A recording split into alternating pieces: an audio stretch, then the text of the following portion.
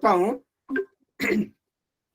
या श्री स्वयं सुकृतिनां भवने खलक्ष्मी पापात्मनां कृतधियां हृदये कुबुद्धिः श्रद्धा सतां कुलजन प्रभवस्स लज्जा तां त्वां नतास्म परिपालय देवी विश्वम। भगवती जगदम्बा को प्रणाम करते हुए हम आज पुनः आप लोगों के समक्ष हैं और जिस कार्य को लेकर के हम निरंतर दिसंबर से प्रारंभ हुआ था, हालांकि औपचारिक रूप से जनवरी से हम निरंतर हैं, उसी के क्रम में आज एक पुनः चर्चा के लिए हम लोग यहाँ पर हैं। जो आज टोटल 10 यूनिट जो है, उस 10 यूनिट के संदर्भ में यहाँ पर राहुल जी आप लोगों के समक्ष हैं जो अभी चर्चा प्रस्तुत करेंगे। यह जो कार्यक्रम है जो हम लोग अभी जहाँ पर उपस्थित हुए हैं, यह प्रारंभ किया गया था ऑफिशियली 16 जनवरी 2022 को, ये यूजीसी के रिगार्डिंग, जो कि बच्चों को निःशुल्क दिया जाए, क्योंकि हर एक साल मेरा एक शौक कहा जाए इस तरह का रहा है, जो कि जितने भी छात्र होते हैं जिनको अन्य जगह अवसर नहीं मिल पाता है या एक अच्छा प्लेटफॉर्म नहीं मिल पाता है, उनके लिए हमने ये शुरू से ही कल्पित किया। प्रारंभ जो हुआ था वह फोन पर हुआ करता था, फिर धीरे धीरे समय बदला और आज हमारे समक्ष इतना बेहतर ऑप्शंस हैं वीडियो कॉलिंग के लिए, तो समय के साथ साथ बदलता गया। लेकिन आप 4 जून 2008 से लेकर के आज तक निरंतर आप देखेंगे जो भी हमने गतिविधि किया था वो अभी आपको लिंक यहाँ पर देखेंगे और उस लिंक पर आपको उपलब्ध होगा। Audio recording, video recording total वहां पर उपलब्ध है। ये जो अभी प्रसंग चल रहा है यह 16 जनवरी 2001 से प्रारंभ हुआ। जो नीचे जो लिंक दिया गया है वहां पर वीडियो रिकॉर्डिंग उस दिन का जो इनॉग्रेशन जो हुआ था वो वहां पर आपको मिल जाएगा। इसमें टोटल 57 इंस्टीट्यूशंस जो हैं वह पार्टिसिपेशन उनका रहा, निरंतर वह जुड़े रहे अलग अलग कक्षाओं में। टोटल 409 बच्चे जो हैं वह अलग अलग संदर्भों में जुड़े रहे। टोटल 14 स्ट्रीम अर्थात 14 जो आपका जो जैसे कोड आप 25 कहते हैं, 73 कहते हैं, इस तरह टोटल 14 कोड से रिलेटेड बच्चे जो हैं वो यहाँ पर जुड़े रहे। और इसमें टोटल 12 करीब एक्सपर्ट्स जो हैं अपने अपने फील्ड के, वो यहाँ पर अपना योगदान इन्होंने दिया और सभी फ्री ऑफ कॉस्ट दिया। ये इसीलिए मैं उनका आभार अर्पित करता हूँ, क्योंकि उन लोगों ने जैसे हम सहज रूप से उनको आमंत्रित किए उसी तरह इन्होंने वो यहाँ पर उपस्थित हुए। और लगभग 1220 घंटे, अभी मैंने कैलकुलेट यही कर रहा था, टोटल 1220 घंटे का लेक्चर यहाँ पर आप देखेंगे। जो टोटल रिकॉर्डिंग है, टोटल 600 प्लस ट्यूटोरियल्स यहाँ पर दिया गया है, जो कि ये जनवरी से लेकर के अभी तक में आप देख पाएंगे। और इसमें जो इनॉग्रेशन जो उसका हुआ था उसका लिंक यहाँ पर है। और इसके बाद आप जो देख रहे हैं ये, हेलो, हाँ वो लिंक दिया गया है, मेल पर भेजा गया है, चेक कर लो वहां पर। तो इसमें इसके अतिरिक्त जो भी गतिविधि हुई है वो समस्त गतिविधि जितने भी रिकॉर्डिंग्स हैं प्रत्येक सब जानकारी आपको ये जो लिंक यहाँ पर दिया गया है उस लिंक के तहत आप वहां पर देख पाएंगे, वहां पर रखा गया है।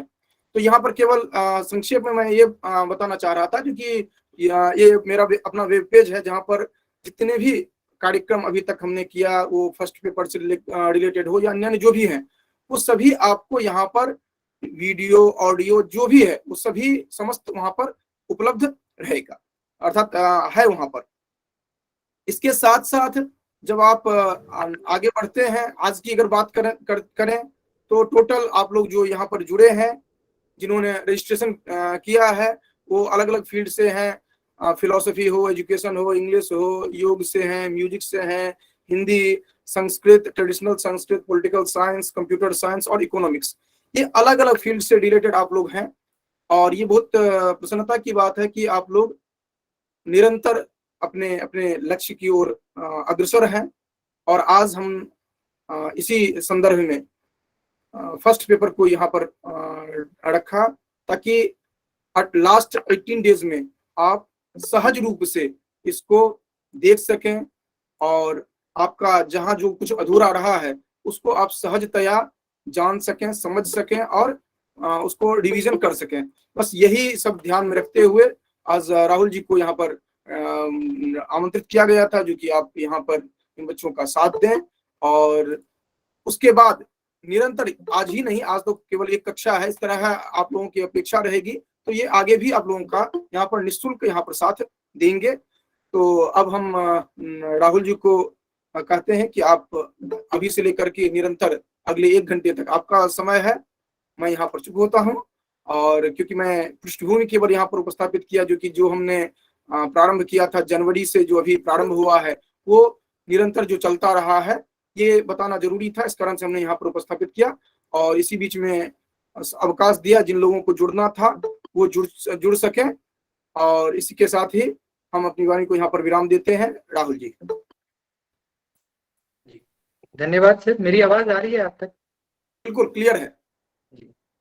सर्वप्रथम इस कार्यशाला में उपस्थित मेरे पिता तुल्य श्रीमान डॉक्टर विपिन सर को मैं प्रणाम करता हूं और आभार प्रकट करता हूं कि आपने मुझे इस लायक समझा कि मुझे आज आपने मौका दिया, यह मंच दिया कि मैं अपने अनुभवों को, अपने ज्ञान को और जो कुछ भी मैंने अपने गुरुजनों से सीखा है उन सभी चीजों को आप सभी के साथ मैं साझा कर सकूं और एक अहम भूमिका निभा सकूं। आपके यूजीसी नेट एग्जामिनेशन के क्वालिफाई आप कर लें, ऐसी हम सभी की इच्छा है। और इसी इच्छा के तहत, इसी इच्छा के नाते आज मैं आपके समक्ष जुड़ा हूं। साथियों, आप सभी को बहुत बहुत धन्यवाद जुड़ने के लिए। सबसे पहले आज की जो हमारी ये कक्षा है, हमारी ये जो कार्यशाला है, ये कहीं ना कहीं यूजीसी नेट जेआरएफ का जो हमारा एग्जाम है जो अभी स्टार्ट हो चुका है, लेकिन जो बड़े सब्जेक्ट्स हैं, चाहे वो संस्कृत हो, अंग्रेजी साहित्य है, पॉलिटिकल साइंस है, इकोनॉमिक्स है, ऐसे सब्जेक्ट जो अभी होने जा रहे हैं उसमें करीब 15 से 18 दिन का समय आज से शेष है, रहता है। तो अंतिम समय में क्या पढ़ लें आप, क्योंकि साथियों आप सभी को मैं बता दूं कि जो अंतिम वक्त की पढ़ाई होती है वो बड़ा ही कारगर होता है और आपके सिलेक्शन में वो बहुत बड़ी भूमिका निभाता है। तो आज अभी इस 1 घंटे की कक्षा में, इस 1 घंटे के सत्र में मैं आपको पूरे 10 यूनिट्स, चाहे वो टीचिंग एप्टीट्यूड हो, रिसर्च से लेकर के पूरा हायर एजुकेशन यानी कि उच्च शिक्षा तक, जितने भी आपके चैप्टर्स हैं, जितने भी यूनिट्स हैं, जितने भी टॉपिक्स हैं, उन सभी विषयों पर मैं प्रकाश डालूंगा और आपको ये बता दूंगा कि इन 15 दिनों में आप अपने पठन पाठन को, अपनी पूरी कार्य पद्धति को, कार्य प्रणाली को, पढ़ने के तरीके को कैसे आप डेवलप करें, किस तरीके से टाइम मैनेजमेंट करें और क्या पढ़ें और क्या ना पढ़ें। क्योंकि आपको पता है हमें से ज्यादातर लोग इस चीज को लेकर के बहुत ही दुविधा में, कंफ्यूजन में रहते हैं कि what to read and what not to read, क्या पढ़ा जाए और क्या छोड़ा जाए। तो आज का ये सत्र आप सभी के लिए बहुत ही महत्वपूर्ण होगा। आप एक कॉपी रखें, एक कलम रखें, चीजों को नोट करें। हालांकि पीडीएफ में गुरुजी के साथ शेयर कर दूंगा, वो भी आपको मिल ही जाएगा, लेकिन फिर भी अगर आपको चीजें महत्वपूर्ण लगे तो आप नोट कर सकते हैं।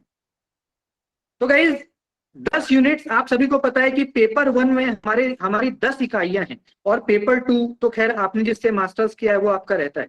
पेपर 1 को हमेशा खास करके ह्यूमैनिटीज के बच्चे कहीं ना कहीं अंडर एस्टिमेट करते हैं। उनको लगता है कि पेपर 2 हम अगर कर लेंगे तो हमारा जेआरएफ हो ही जाएगा, पेपर 1 तो ऐसे ही है, एप्टीट्यूड है, अभी क्षमता है, कर ही लेंगे, पढ़ाई करने की बहुत आवश्यकता नहीं है। और इस सोच की वजह से आप 2, 4, 5 नंबर से हमेशा से जेआरएफ से दूर रह जाते हैं।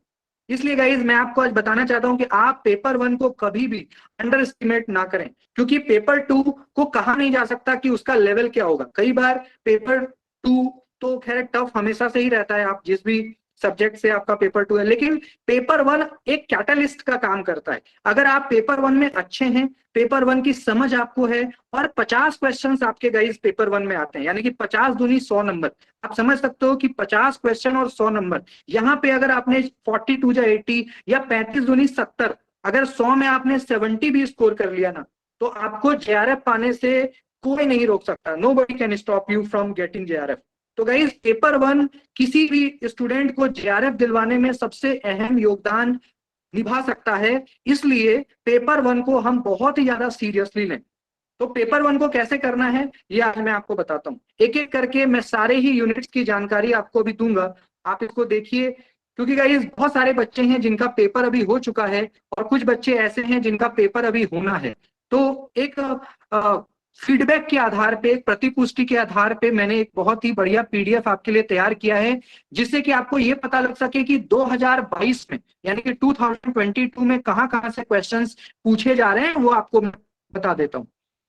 तो गाइस सबसे पहले हम आते हैं टीचिंग एप्टीट्यूड में। आपको पता है शिक्षण अभिक्षमता, ये कहीं ना कहीं गाइस आपको आपके कौशल, आपका ज्ञान, इन चीजों को यहाँ पे चेक किया जाता है। छात्र का प्रबंधन, स्टूडेंट का मैनेजमेंट, स्टूडेंट का स्किल, टीचिंग के मेथोडोलॉजी, मतलब गाइस क्योंकि हमें और आपको टीचिंग एप्टीट्यूड में शिक्षण ही करना है। आगे जाकर के आप जेआरएफ करेंगे, पीएचडी करेंगे, असिस्टेंट प्रोफेसर करेंगे, तो हमें और आपको शिक्षण का कार्य ही करना है। ऐसे में यूजीसी ये देखना चाहता है कि आपके अंदर शिक्षण का कौशल है कि नहीं है, और अगर नहीं है तो उसको विकसित किया जाए। ऐसे में टीचिंग एप्टीट्यूड आपको वो सारी चीजें बताता है, वो सारा मनोविज्ञान बताता है, वो सारा विज्ञान बताता है, वो सारा तर्क बताता है, जिस आधार पे आप टीचिंग एप्टीट्यूड को न सिर्फ पढ़ सको बल्कि अपने शिक्षण के कौशल को, शिक्षण की अभिक्षमता को भी डेवलप कर सको। ऐसे में अभी जो 2022 की जो परीक्षा चल रही है गाइज, आप सभी को पता है कि जुलाई से ही हमारी परीक्षा चल रही है।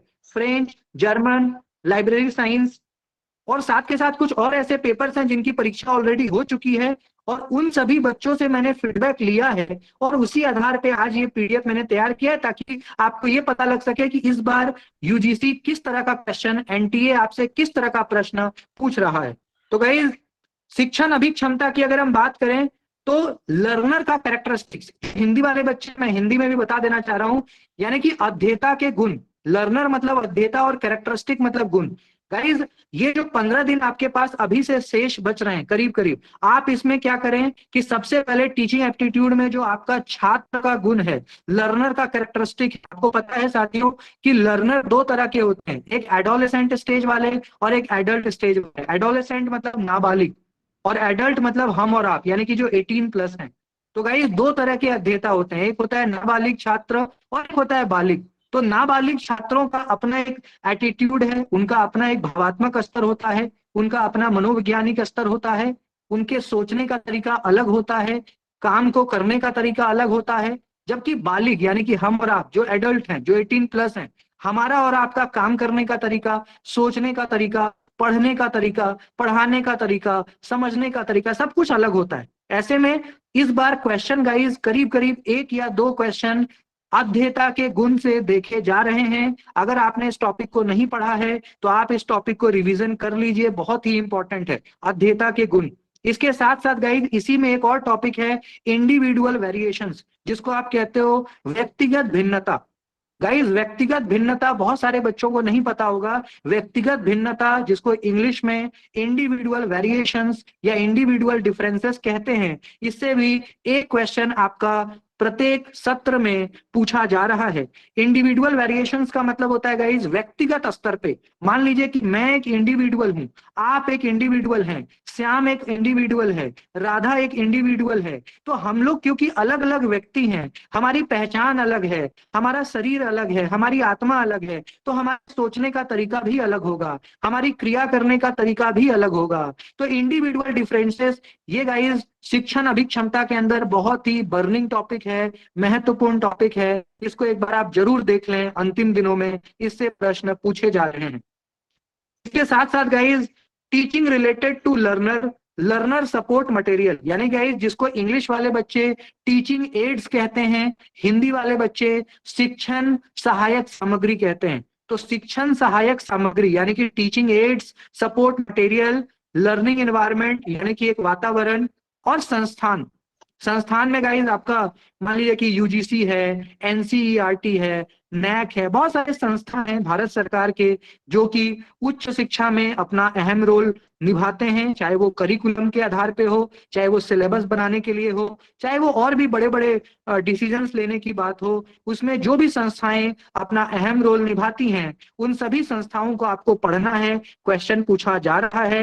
साथ के साथ गाइस आप टीचिंग एड्स यानी कि शिक्षण सहायक सामग्री को जरूर पढ़ लें, क्योंकि एक क्वेश्चन उससे पूछा जा रहा है। शिक्षण सहायक सामग्री अगर मैं आपको बताऊं तो ये कहीं ना कहीं गाइज मान लीजिए कि हमें और आपको यानी कि शिक्षक और छात्र को पठन पाठन में जो चीजें मदद करती है, मान लीजिए कि मुझे और आपको पठन पाठन में यूट्यूब के वीडियोस मदद कर सकते हैं, हमें प्रोजेक्टर मदद कर सकता है, ब्लैक बोर्ड मदद कर सकता है, व्हाइट बोर्ड मदद, तो ऐसी कई सारी साधन हैं, चाहे वो टेक्नोलॉजी से जुड़ी हो चाहे वो नॉन टेक्निकल हो, ऐसे कई सारे साधन हैं जो हमें और आपको यानी कि शिक्षक और छात्र को पठन पाठन को आसान बनाने में, सुगम बनाने में, साधारण बनाने में, सिंप्लीफाई करने में मदद करता है। वो सभी को हम शिक्षण के सहायक सामग्री यानी कि टीचिंग एड्स, सपोर्टिंग मटेरियल कहते हैं। आप इसको एक बार जरूर देख लें। साथ के साथ गाइज मैं आपको बताऊं, खास करके कोरोना का दौर जब से आया है तब से ऑनलाइन और ऑफलाइन टीचिंग के बीच का जो एक डिमार्केशन है, जो एक डिफरेंसेस है, यानी कि ऑनलाइन शिक्षण तथा ऑफलाइन शिक्षण, तो ऑनलाइन और ऑफलाइन के बीच का अंतर जरूर एक बार आप देख लें। क्वेश्चन इससे भी पूछा जा रहा है क्योंकि आपको पता है कि अभी हमने करीब 2 साल कोविड में घर के अंदर बिताया है, तो कोरोना के काल में ऑनलाइन लर्निंग ने अपना एक बहुत ही इंपॉर्टेंट प्लेस सोसाइटी में, समाज में और छात्र और शिक्षकों के बीच बनाई है। ऐसे में यूजीसी ने ऐसे कई सारे इनिशिएटिव्स स्टार्ट किए हैं जो पूर्व से ही चल रही थी, लेकिन अब उसको और भी ज्यादा हम कह सकते हैं कि वो ट्रेंड में है, हम और आप उसको ज्यादा से ज्यादा प्रयोग कर रहे हैं, यूज कर रहे हैं, जैसे स्वयं, स्वयं प्रभा, मूक और ऐसे कई तरह के गाइज इनिशिएटिव्स हैं जो यूनिवर्सिटी ग्रांट कमीशन, शिक्षा मंत्रालय, भारत सरकार द्वारा चलाया जा रहा है। ये सभी ऑनलाइन टीचिंग के मेथड्स हैं जिससे प्रश्न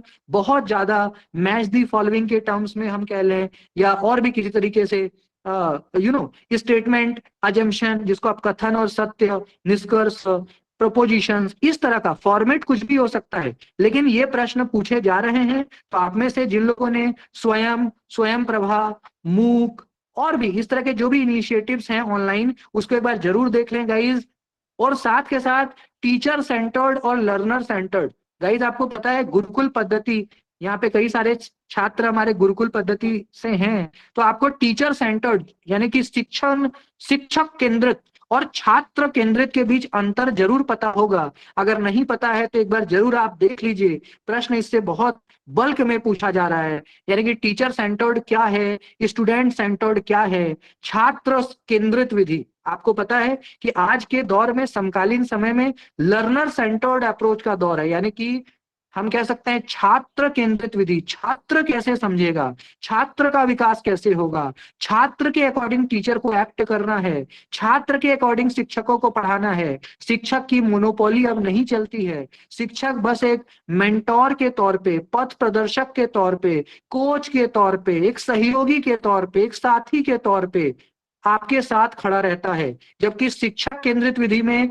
शिक्षक एक हम कह सकते हैं कि डिक्टेटर के तौर पे, कई बार अथॉरिटी के तौर पे, शिक्षक केंद्रित विधि में शिक्षकों की भूमिका अलग होती है। शिक्षकों के पास ज्यादा हम कह सकते हैं कि पावर्स होते हैं, वो अपने अकॉर्डिंग कक्षा का संचालन करते हैं। जबकि आज के समय में जो स्टूडेंट सेंटर्ड अप्रोच है, छात्र केंद्रित विधि है, इसमें शिक्षक छात्र के अकॉर्डिंग पढ़ाते हैं। छात्र कैसे समझेगा, छात्र का विकास कैसे होगा, छात्र का उत्थान कैसे होगा। तो जहां पे सिर्फ और सिर्फ छात्र की बात हो, छात्र के विकास की बात हो, तो उसको हम छात्र केंद्रित विधि कहते हैं। इसको प्लीज एक बार आप देख लीजिएगा, इससे बहुत ज्यादा क्वेश्चंस पूछा जा रहा है। साथ के साथ आपका गाइस ट्रेडिशनल, मॉडर्न और आईसीटी बेस्ड, यानी कि गाइस ये भी आप देखो ऑफलाइन और ऑनलाइन लर्निंग का ही आप कह सकते हो कि वन ऑफ द टॉपिक है। अगर हम ट्रेडिशनल यानी कि हिंदी में पारंपरिक शिक्षण विधि, मॉडर्न माने आधुनिक शिक्षण की विधि, तो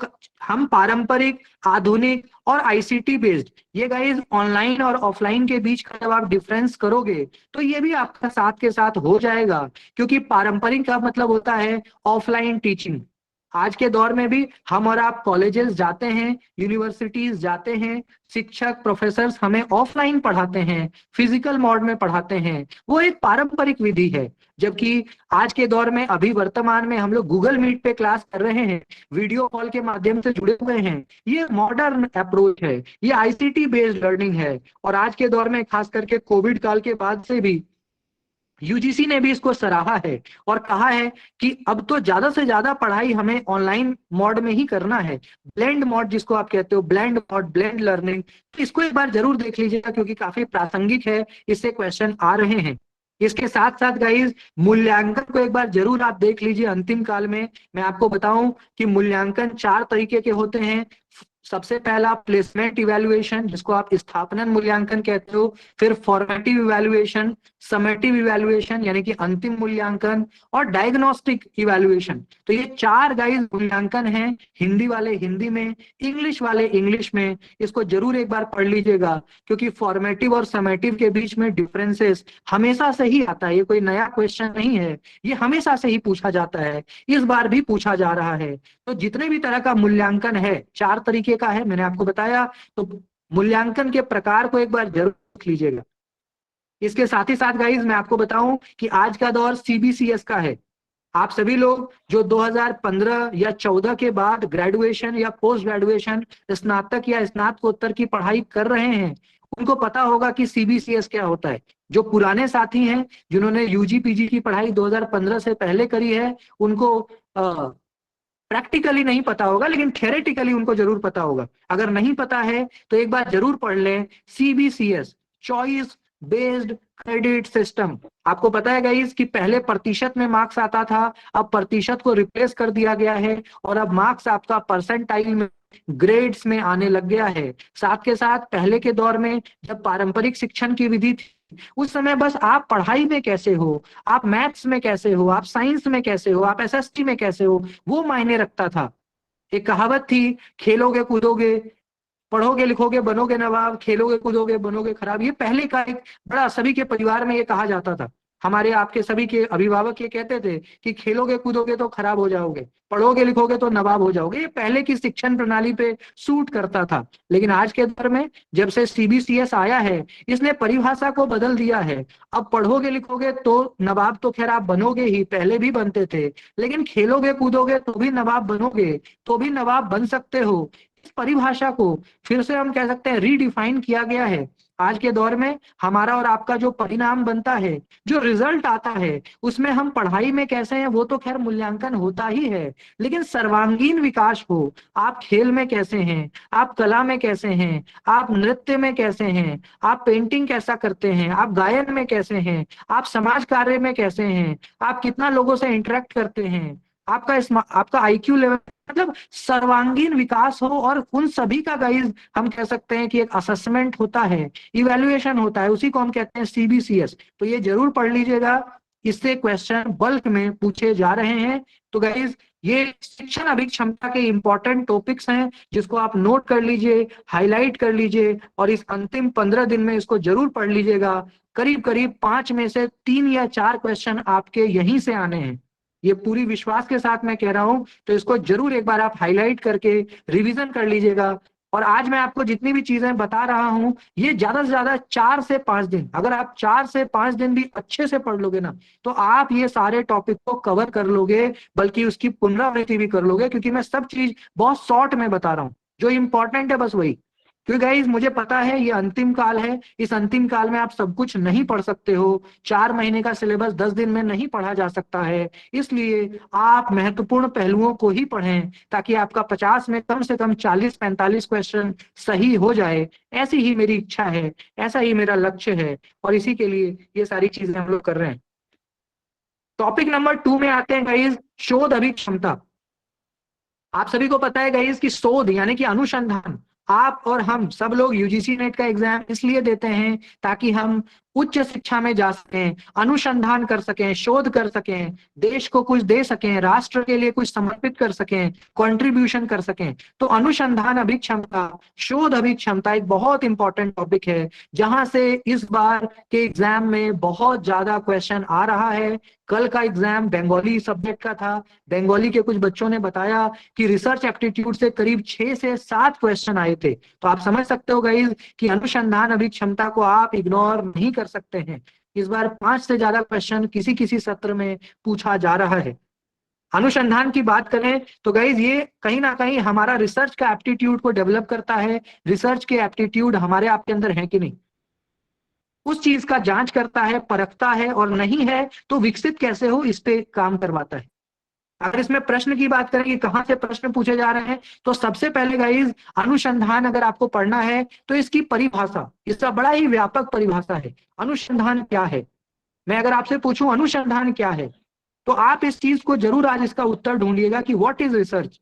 इसका एक व्यापक परिभाषा, इसका एक कॉम्प्रिहेंसिव डेफिनेशन, उसको तैयार कर लीजिए, बहुत इंपॉर्टेंट है, वहां से क्वेश्चन पूछे जाते हैं हमेशा से ही। साथ के साथ टाइप्स ऑफ रिसर्च, गाइस अनुसंधान या शोध के प्रकार की बात करें तो 10 से ज्यादा प्रकार हैं, एक दो नहीं 10 से ज्यादा, बल्कि करीब करीब 15-16 प्रकार हैं, और हर दिन कुछ नया नया प्रकार इसका मुझे पढ़ने को मिलता है। तो अनुसंधान के कई सारे प्रकार हैं, लेकिन जो इंपॉर्टेंट है वो मैं आपको बता दूं कि फंडामेंटल रिसर्च, हिंदी में कहें तो मूल शोध, दूसरा action research, applied research, experimental research, इस तरह के कई शोध के कई सारे प्रकार हैं। हिस्टोरिकल रिसर्च, ऐतिहासिक अनुसंधान, क्वालिटेटिव रिसर्च, गुणात्मक शोध, क्वांटिटेटिव रिसर्च, मात्रात्मक शोध, इस तरह के करीब 10-12 टाइप्स ऑफ रिसर्च के नोट्स आप तैयार कर लीजिए। नहीं होगा तो मैं आपको दे दूंगा, आप उससे भी पढ़ सकते हैं। तो टाइप्स ऑफ रिसर्च को जरूर पढ़ लीजिएगा साथियों,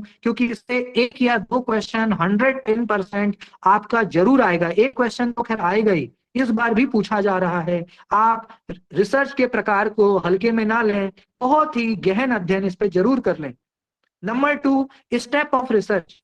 गाइस आप सभी ने अगर थोड़ा बहुत भी शोध अभिक्षमता पढ़ा है तो स्टेप ऑफ रिसर्च सबसे इंपॉर्टेंट टॉपिक इस चैप्टर का है, क्योंकि इसमें टोटल 8 स्टेप्स होते हैं।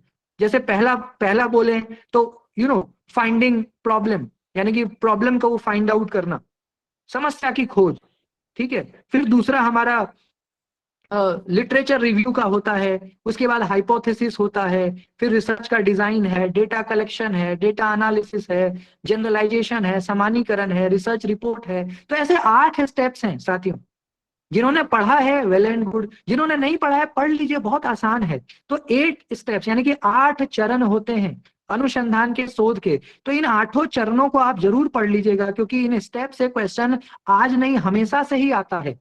क्या क्वेश्चन आता है वो भी बता देता हूं। आपसे पूछेगा कि बताइए, आपको 5 ऑप्शन दे देगा और बोलेगा क्रोनोलॉजी में बताओ कौन पहले आता है कौन बाद में आता है। एग्जाम्पल के तौर पे मान लीजिए कि आपको क्वेश्चन दे दिया कि समस्या की खोज करना, फिर दे दिया परिकल्पना, फिर दे दिया रिसर्च डिजाइन यानी कि अनुसंधान डिजाइन, फिर दिया डेटा कलेक्शन, फिर दे दिया डेटा एनालिसिस, बोला कि इसको क्रोनोलॉजी में सेट करिए, इसको क्रोनोलॉजी में यानी कि क्रमशः सेट करिए। तो आप तभी करोगे ना जब आपको क्रोनोलॉजी में याद होगा, जब आपको क्रम से याद होगा।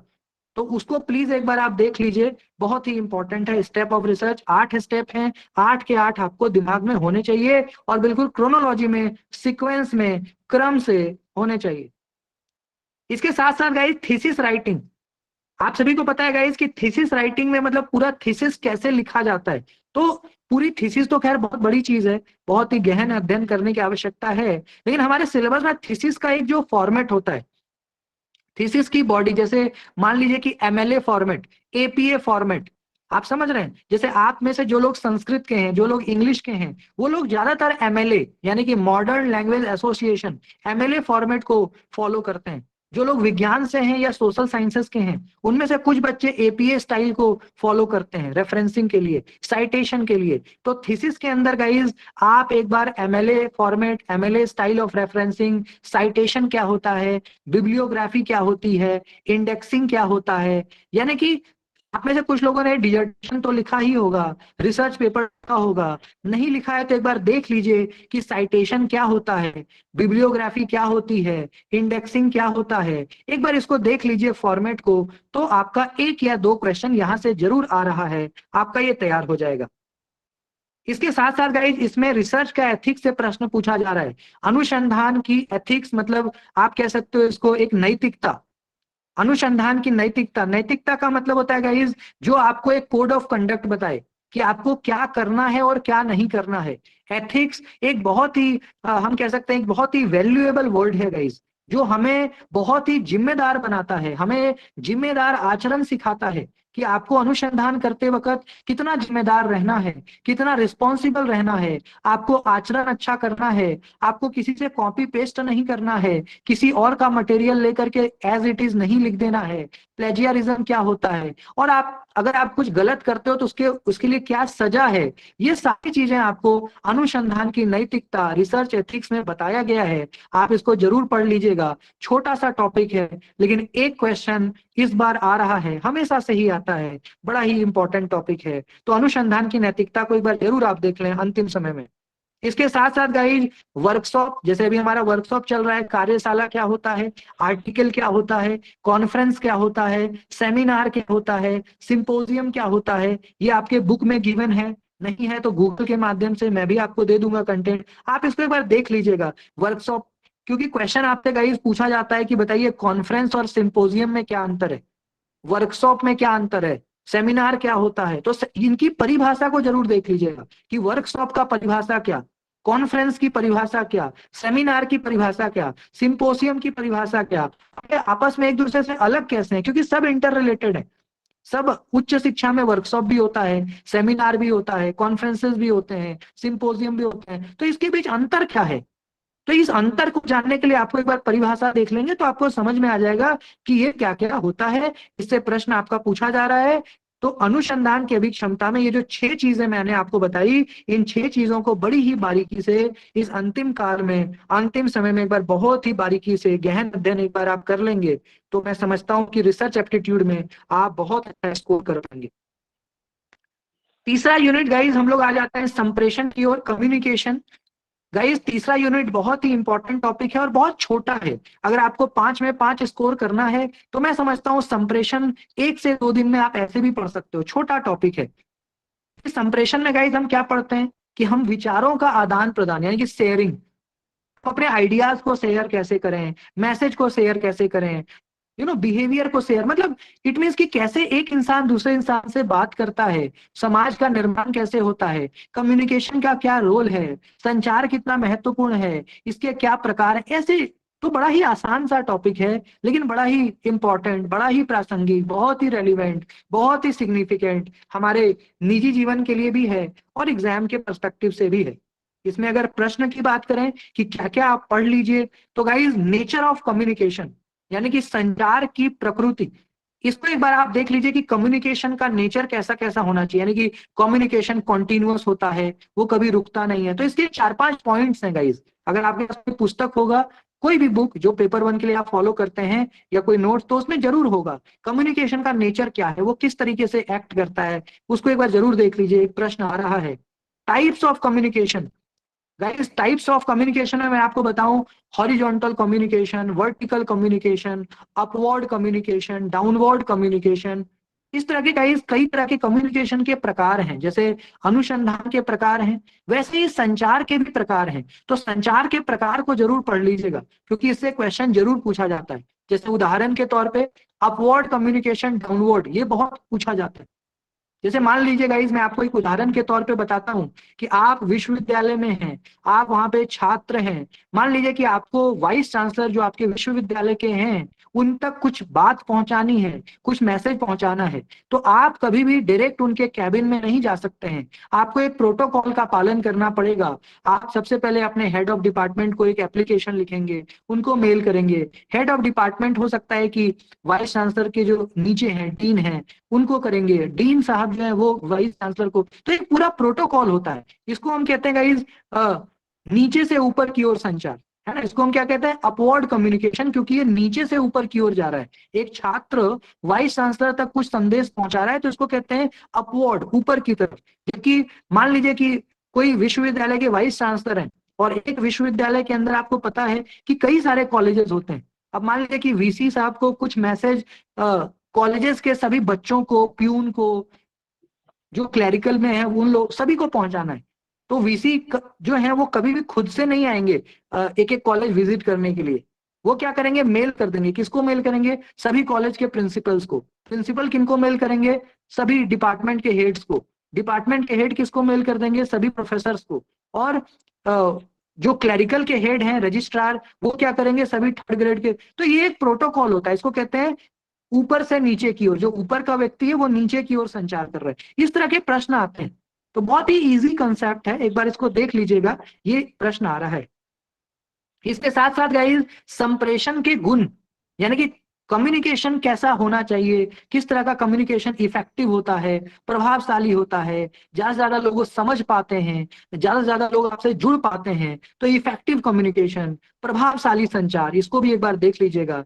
खास करके क्लासरूम के संदर्भ में, कक्षा संचार के संदर्भ में, यानी कि कक्षा में इफेक्टिव क्लासरूम कैसे, इफेक्टिव कम्युनिकेशन आप कैसे कर सकते हैं, ज्यादा से ज्यादा बच्चों को कैसे लाभ हो, वो आपसे कैसे जुड़ सकें, इन चीजों को बहुत इंटरेस्टिंग है, पढ़ लीजिएगा।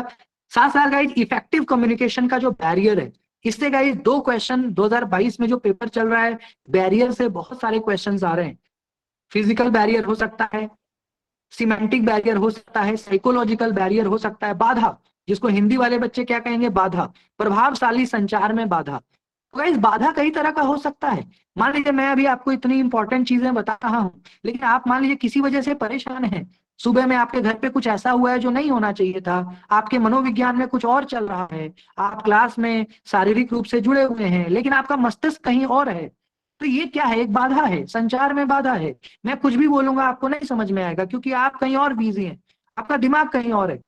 तो ये साथ साथ दूसरा है, मान लीजिए कि आप पढ़ रहे हैं, आपका दिमाग बिल्कुल पढ़ाई में है, अचानक से मान लीजिए कि कोई आपको सपोज करिए कि आपको बर्गर बहुत अच्छा लगता है, किसी ने अचानक से बर्गर, आपके छोटे भाई बहन ने अचानक से वो बर्गर लेकर के आ गए और आपके सामने रख दिया कि भैया दीदी प्लीज पहले खा लो फिर पढ़ना, आपका दिमाग 50% तुरंत बर्गर की ओर चला जाएगा। ये क्या, एक बैरियर है, इसको कहते हैं मान लीजिए फिजिकल बैरियर। या मान लो गाइस क्लास चल रहा है लेकिन पास में किसी के साथ है, उसने बहुत तेज तेज गाना बजा दिया, मान लीजिए पास में कुछ ऐसा हो रहा है जो बहुत शोरगुल हो रहा है, तो ये क्या है, बाधा है, संचार में बाधा का काम। तो इस तरह की जो बाधाएं हैं, इसको प्लीज पढ़ लीजिएगा, इससे बहुत सारे क्वेश्चंस करीब करीब में इस बार संचार के अंदर बैरियर से, बाधा से प्रश्न आ रहा है, आप इसको एक बार देख लीजिएगा।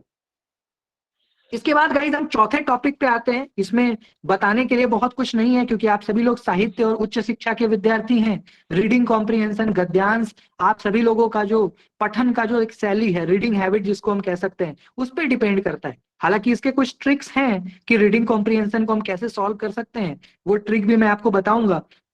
लेकिन इसमें ये एक चीज जरूर बोलूंगा गाइज, कि इन 15-16 दिनों में आप अपने 24 घंटे के पूरे चक्र में एक कॉम्प्रिहेंशन जरूर बना करके सोएं। ऐसा एक रूटीन डेवलप करें कि इन 15 दिन में कम से कम 15 कॉम्प्रिहेंशन, 15 गद्यांश आप जरूर बनाएं। एक गद्यांश में 5 क्वेश्चन होते हैं, 5 प्रश्नों का सेट होता है। आप अगर आज से भी ये रूटीन फॉलो करेंगे तो 5 क्वेश्चन हर दिन बनाओगे, तो 15 दिन में गाइज 15-5 75 क्वेश्चन आप बना लोगे। तो मैं समझता हूं कि आप जो यूजीसी में क्वेश्चन आपसे पूछेगा वो इजीली आप कर पाओगे। इसमें कुछ भी नहीं है गाइस, बस जब भी आप गद्यांश को पढ़ें तो जो उसमें इंपॉर्टेंट पॉइंट्स आते हैं ना, उसको जरूर अंडरलाइन करें। जब आप गाइस ऐसे इंपॉर्टेंट पॉइंट्स को अंडरलाइन करोगे तो क्या होगा, आप कभी कंफ्यूज नहीं होंगे, आपको पता लगता रहेगा कि जब भी आप प्रश्न पढ़ोगे तो उसके उत्तर को ढूंढने में आपको परेशानी नहीं होगी। तो जब भी इस गद्यांश को पढ़ें, क्योंकि पहले ऑफलाइन एग्जाम होता था तो हम पेंसिल वगैरह लेके जाते थे, अब क्या है, कंप्यूटर है, तो अब तो आप अंडरलाइन नहीं कर सकते, तो अब क्या करोगे वो भी बता देता हूँ। जब आप एग्जाम में बैठते हैं गाइज, तो जो भी इन्विजिलेटर होते हैं वो आपको एक रफ शीट देते हैं, व्हाइट पेपर देते हैं, एक पेन भी देते हैं। तो गाइज जब भी आप गद्यांश पढ़ोगे, मान लीजिए आपने 5 लाइन पढ़ा, तो 5 लाइन पढ़ने के बाद उस 5 लाइन के जो इंपॉर्टेंट वर्ड्स हैं, जो इंपॉर्टेंट शब्द हैं, उसको उस व्हाइट सीट पे लिख लीजिए और वहां पे डिनोट कर दीजिए लाइन 1 to 5, लाइन 1 to 3, और ऐसे करते करते मान लीजिए कि गद्यांश 15 लाइन का है, 20 लाइन का है, इतना ही होता है। तो उस 20 लाइन को मान लीजिए कि सभी लाइन का इंपॉर्टेंट वर्ड लिख लीजिए जल्दी से व्हाइट सीट पे। तो जब आप आंसर ढूंढेंगे ना, तो आपको बड़ा मजा आएगा, आपको बहुत आसान लगेगा। तो ये एक ट्रिक है, इसको नोट कर लीजिए कि जब भी आप गद्यांश बनाते हो तो इंपॉर्टेंट वर्ड, जैसे मान लीजिए एक उदाहरण के तौर पे गाइस यहाँ पे लिखा हुआ है, through reading comprehension the efficiency of the candidate will be tested on the basis of reading efficiency and answering question related to that। मान लीजिए गाइस ये आपका गद्यांश अगर आया होता तो मैं क्या करता, यहाँ पे सबसे पहले लाइन में कॉम्प्रिहेंशन लिख लेता, दूसरे लाइन में इफिशियंसी लिख लेता, टेस्टेड लिख लेता, तीसरे लाइन में रीडिंग लिख लेता, चौथे लाइन में आंसरिंग क्वेश्चंस लिख लेता। तो ऐसे इंपॉर्टेंट वर्ड्स को आप लिखते चलिए। हाँ ये जरूर है कि 2-3 मिनट आपको अतिरिक्त तो लग सकता है, लेकिन 5 दूनी 10 नंबर आपका कंफर्म हो जाएगा। 2-3 मिनट एक्स्ट्रा लगेगा आपको अगर आपका प्रैक्टिस नहीं है तो, लेकिन 5 क्वेश्चन और 10 नंबर आपके पक्के हो जाएंगे, ये इसकी गारंटी है। तो इसको जरूर आप फॉलो करें, क्योंकि गद्यांश गाइस बहुत इंपॉर्टेंट है और 5 क्वेश्चन आपके आने हैं, तो वहां पे आप 5 दूनी 10 इजीली स्कोर कर सकते हो, तो थोड़ा वहां पे आप काम करिए। इसके बाद गाइस अगला जो टॉपिक हमारा आ रहा है मैथमेटिकल रीजनिंग का, यानी कि गणितीय तर्क, गणित। इसमें गाइस क्योंकि हम सभी लोग ज्यादातर साथी यहाँ पे ह्यूमैनिटीज और सोशल साइंसेस के हैं, तो मैथ्स में थोड़ी प्रॉब्लम होती है, लेकिन फिर भी गाइस रीजनिंग में ब्लड रिलेशन यानी कि रक्त संबंध, उसके बहुत इंपॉर्टेंट ट्रिक है। कभी और भी हम लोग वर्कशॉप भी करेंगे बैक टू बैक, तो मैं आपको जरूर पढ़ाऊंगा। ब्लड रिलेशन एकदम बहुत इजी टॉपिक है, ज्यादातर बच्चों को उसमें परेशानी होती है, लेकिन वो बहुत ट्रिकी है। तो मैं बता दूंगा ट्रिक, आप बना लोगे एक दिन का।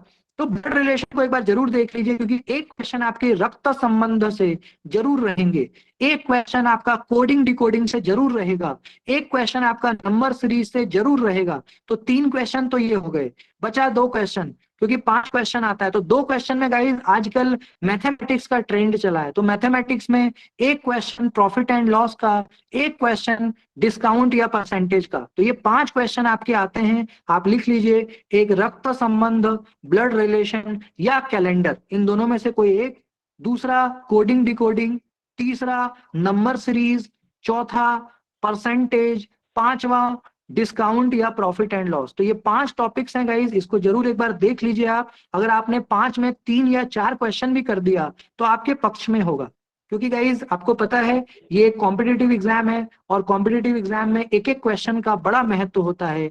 एक नंबर से आप डिसक्वालीफाई भी हो सकते हो और एक नंबर से आप क्वालिफाई भी हो सकते हो, तो बड़ा महत्व है एक एक अंक का। तो उस एक एक अंक को आप बड़ा ही बारीकी से, बहुत ही मेहनत करके उसको अर्जित करें। इसलिए मैं आपको बता रहा हूँ कि आपको क्या पढ़ना है और क्या नहीं पढ़ना है। तो ब्लड रिलेशन देख लीजिएगा, कोडिंग डिकोडिंग देख लीजिएगा, नंबर सीरीज देख लेना है, कैलेंडर देख लेना है, ये 4 चीज इधर हो गया, और साथ के साथ परसेंटेज, प्रॉफिट एंड लॉस और डिस्काउंट, ये अगर 4 3 7 चीजें आप देख लेंगे तो 5 में 4 क्वेश्चन तो गारंटी है आप करके ही आओगे, 5 भी करोगे बल्कि। तो ये रीजनिंग का है गाइस, इसका मैं क्लास भी आपको करा दूंगा। इसके साथ साथ गाइस लॉजिकल रीजनिंग, अब आ जाइए गाइस लॉजिकल रीजनिंग। हाँ क्या दोबारा जी, पर कुछ टॉपिक्स के नाम कंटिन्यू करेंगे आप। हाँ सर, जो प्रश्न होगा वो वही लास्ट में। टॉपिक्स के नाम दोबारा। आप इसको लिख लीजिए मैडम, मैं अंतिम में आपको बोलूंगा, आप इसको लिख लीजिए, प्रॉब्लम अंतिम में मैं रिपीट करूंगा, आप बिल्कुल निश्चिंत रहे, मैं एक एक टॉपिक आपको बताऊंगा, इसको लिख लीजिए, मैं लास्ट में बताता हूँ आपको। इसके बाद गाइस हमारा लॉजिकल रीजनिंग का टॉपिक है, यानी कि तर्क का। ठीक है, लॉजिकल रीजनिंग में गाइस देखिए, ये एक ऐसा टॉपिक है जो बच्चों को हमेशा से परेशान करता है, और 2018 से तो और भी परेशान कर रहा है, जब से इंडियन लॉजिक इसमें जुड़ गया है, भारतीय तर्क, भारतीय दर्शन, जब से भारतीय दर्शन इसका पार्ट बना है, तब से संस्कृत के बच्चों को छोड़ करके, जो संस्कृत के बच्चे हैं क्योंकि उन्होंने पहले से भारतीय दर्शन पढ़ा है, उनके लिए तो आसान है, लेकिन और जो बच्चे थे इकोनॉमिक्स के बच्चे, पॉलिटिकल साइंस वाले या ज्योग्राफी वाले, कॉमर्स के बच्चे, उन लोगों के लिए बहुत एक परेशानी हो गई है कि भारतीय तर्क को पढ़ना। तो भारतीय तर्क को टफ बनाया गया, जबकि वो बहुत आसान है, समझने वाला टॉपिक है, क्योंकि हमारे हिंदी संस्कृति से जुड़ा हुआ टॉपिक है। अगर आप उसके कुछ चीजों को मैं अभी बता देता हूँ, उसको पढ़ लोगे तो भारतीय दर्शन में 2 या 3 प्रश्न आपका आना है, और वो 3 का 3 प्रश्न आप कर सकते हो, अगर आप टॉपिक जान लो कि भैया क्या पढ़ना है और क्या नहीं पढ़ना है। गाइज अगर लॉजिकल रीजनिंग की अगर हम बात करें, तो आप यहाँ पे देख सकते हैं कि सबसे पहले गाइज डिडक्टिव रीजनिंग और इंडक्टिव रीजनिंग, इससे इस बार प्रश्न पूछा जा रहा है, यानी कि आगमनात्मक तर्क और निगमनात्मक तर्क हिंदी में।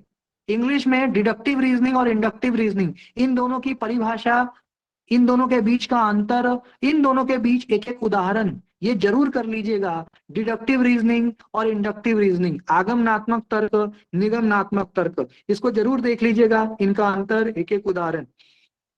इसके साथ साथ गाइस आपको जो स्क्वायर ऑफ अपोजिशन करके एक टॉपिक है, स्क्वायर ऑफ, जिसको आप हिंदी वाले बच्चे कहते हैं विरोध का वर्ग, विरोध का वर्ग, ए टाइप स्टेटमेंट, ई टाइप स्टेटमेंट, ओ टाइप स्टेटमेंट, मतलब 4 तरह का स्टेटमेंट होता है ना। सभी आम पके हैं, कोई आम पका नहीं है, कुछ आम पके हैं, कुछ आम पका नहीं है, तो 4 तरह का स्टेटमेंट होता है, लिख लीजिए। Square of opposition, SQUARE, square of OPPOSITION, square of opposition, विरोध का वर्ग। इसको जरूर पढ़ लीजिएगा। 2 क्वेश्चन या 1 क्वेश्चन कोई नहीं काट सकता, और काटते हैं 1 क्वेश्चन तो खैर रहेगा ही विरोध का वर्ग से, तो इसको जरूर पढ़ लीजिएगा।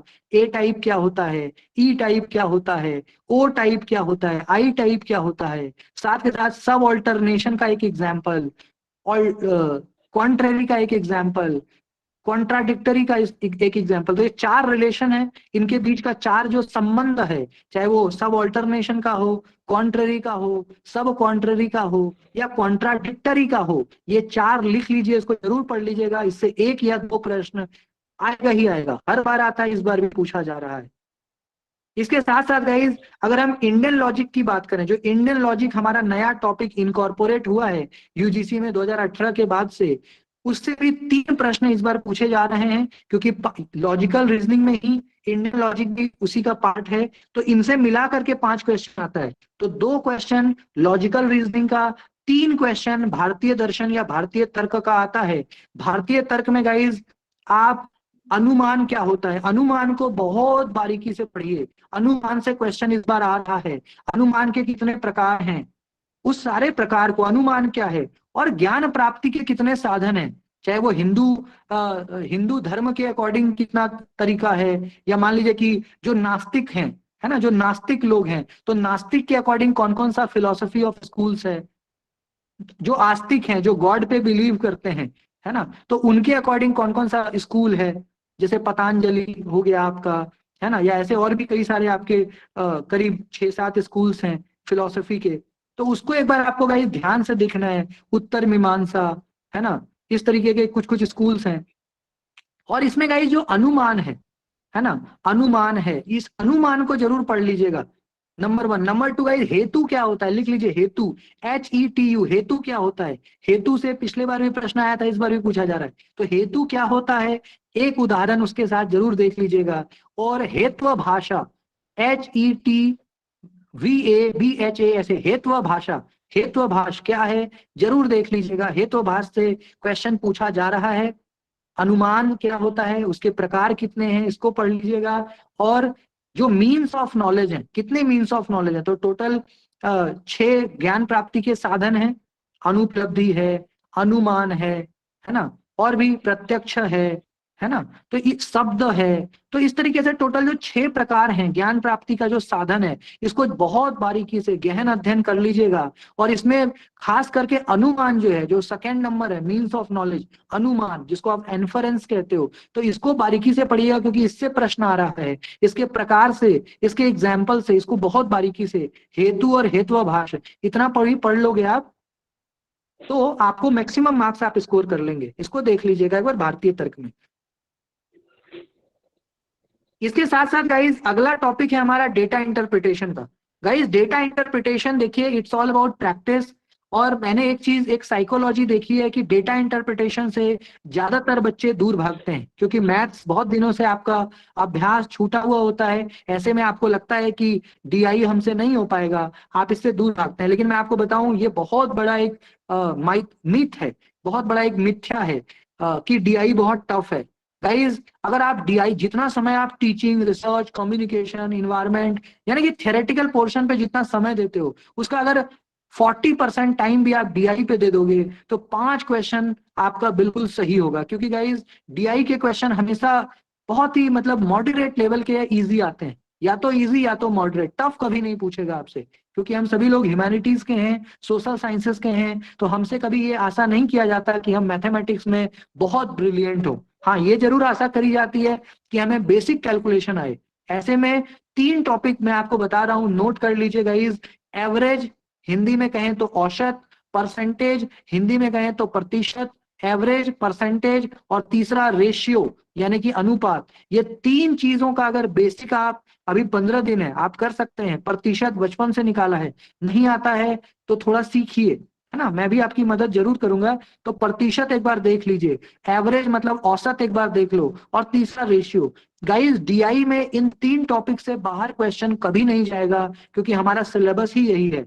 एवरेज यानी कि औसत, परसेंटेज यानी कि प्रतिशत, रेशियो मतलब अनुपात। तो ये 3 टॉपिक का अगर बेसिक भी आपको आता है, जैसे मान लीजिए मैं आपको पूछूं कि बताओ 400 का 50 कितना प्रतिशत है, या मान लीजिए कि आपके पास 10,000 रुपए हैं और मैंने आपसे 3,000 ले लिया, तो बताओ मैंने कितने प्रतिशत पैसे आपसे लिए। तो ये बेसिक कैलकुलेशन, प्रतिशत निकालने का बेसिक, बहुत ही बुनियादी, जो बचपन में आपने 3, 4, 5 क्लास में पढ़ा, ये अगर आपको आता है, नहीं आता है तो प्रैक्टिस करिए, आ जाएगा, बहुत सिंपल है, फॉर्मूला बेस्ड है।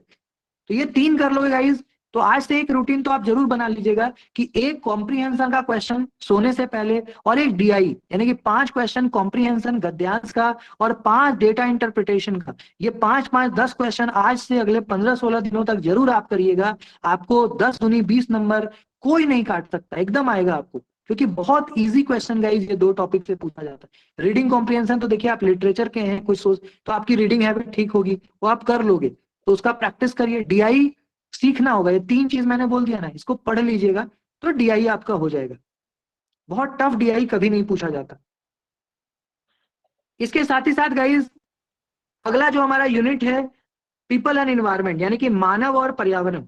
गाइज ये थोड़ा साइंस से रिलेटेड टॉपिक है, इसमें ह्यूमैनिटीज और सोशल साइंस के बच्चों को परेशानी होना बहुत ही जायज है, क्योंकि थोड़ा ये साइंस बेस्ड टॉपिक है, विज्ञान का टॉपिक है। लेकिन इसमें क्या पढ़ें, तो सबसे पहले गाइज आज मैं आपको होमवर्क दे रहा हूं। आप मिलीनियम डेवलपमेंट गोल और सस्टेनेबल डेवलपमेंट गोल हिंदी में बोले तो सहस्त्रवादी विकास लक्ष्य और सतत विकास लक्ष्य। गाइज सहस्त्रवादी विकास लक्ष्य यानी कि एमडीजी, मिलीनियम डेवलपमेंट गोल में टोटल 8 गोल्स हैं। उस 8 गोल्स को बिल्कुल याद कर लीजिए, वो आपके दिमाग में बिल्कुल एकदम छप जाना चाहिए, एक क्वेश्चन आएगा ही आएगा। और 17 गोल्स सस्टेनेबल डेवलपमेंट गोल के हैं, यानी कि सतत विकास लक्ष्य के हैं 17 गोल्स। उन 17 और 8 25, ये 25 गोल बिल्कुल याद कर लीजिएगा। ये भी एग्जाम में पूछे जा सकते हैं, इस बार पूछा जा रहा है, तो ये 17, 8, 25 जरूर याद कर लीजिएगा, नंबर 1। नंबर 2 गाइस में पॉल्यूशन से बहुत क्वेश्चन आता है। पॉल्यूशन बहुत तरह का होता है, air pollution, noise pollution, soil pollution, है ना, जियोथर्मल पॉल्यूशन। तो जितने भी प्रदूषण, सबसे पहले तो प्रदूषण क्या है और प्रदूषण के प्रकार क्या क्या हैं, तो ये प्रदूषण क्या है और प्रदूषण के प्रकार क्या क्या हैं, और तीसरा कि प्रदूषण की वजह से ह्यूमन के लाइफ पे क्या क्या प्रभाव पड़ रहा है। ये 3 चीज, प्रदूषण क्या है, प्रदूषण के प्रकार कौन कौन से हैं, एक एक उदाहरण उसका, और तीसरा कि प्रदूषण होने से मनुष्य के जीवन पे कैसा प्रभाव पड़ रहा है। तो ये चीजें पढ़ लीजिएगा, 3 हो गया। और चौथा गाइस, जो आज के दौर में जो मॉडर्न, जिसको आप कह रहे हो कि जो मॉडर्न एनर्जी यूज किया जा रहा है, जैसे सोलर एनर्जी हो गया, विंड एनर्जी है, थर्मल एनर्जी है, जियोथर्मल, तो इस तरह के जो मॉडर्न एनर्जी के जो सोर्स हैं, जैसे सौर ऊर्जा, पवन ऊर्जा, है ना, इस तरह के जो एनर्जी 4-5 तरीके के जो आजकल, हाइड्रो इलेक्ट्रिसिटी, तो इस तरह का जो 4-5 नया नया जो ऊर्जा का स्रोत है, इसको जरूर देख लीजिएगा, इससे क्वेश्चन आता है। और एक करंट अफेयर, यानी कि इस करंट अफेयर का क्वेश्चन जो है ज्यादातर चांस होता है कि आपका पर्यावरण से ही आए। तो ये एक बार, हालांकि ये प्रेडिक्ट कर पाना बड़ा कठिन है कि पर्यावरण से क्या आएगा करंट, लेकिन एक ही आता है हालांकि। तो उसमें कई बार ये आता है गाइस कि वाटर का कंजप्शन कौन सबसे ज्यादा करता है, कार्बन डाइऑक्साइड का इमिशन कौन, CO2 का इमिशन सबसे ज्यादा कौन सा देश करता है। तो ऐसे प्रश्न पूछे, तो इसको एक बार देख लेना है। और इसका ये तरीका एक और है गाइस कि प्रीवियस ईयर क्वेश्चन आप 2018, 19, 20 और 21, ये 4 वर्षों का आप PYQ को बना लीजिए, नहीं बनाए हैं तो, और उसमें जो करंट अफेयर पूछा है ना, उसी को एक बार रिपीट करके 2022 के संदर्भ में देख लीजिएगा, आपका काम हो जाएगा। तो ये 4 चीजें पर्यावरण में है, इसको जरूर देख लीजिएगा। इसके साथ साथ गाइस एक और चीज, जितने भी नेचुरल हैजर्ड्स हैं, जैसे फ्लड क्या होता है, साइक्लोन क्या होता है, सुनामी क्या होती है, तो जितने भी गाइस हैजर्ड्स हैं, चाहे वो नेचुरल हो, खास करके नेचुरल हैजर्ड्स जितने भी हैं, चाहे वो फ्लड का मैंने कहा, सुनामी बोला, साइक्लोन बोला, और भी ऐसे अम्फान है, तो इस तरह की चीजों को एक बार, ये सारा आपका टेक्स्ट में गिवन है, तो ये पढ़ लीजिएगा, यहां से क्वेश्चन आ रहा है। तो पर्यावरण इस तरीके से आप देख लीजिएगा। इसके साथ साथ गाइज अगला हमारा है आईसीटी। आईसीटी से मतलब है guys information and communication technology.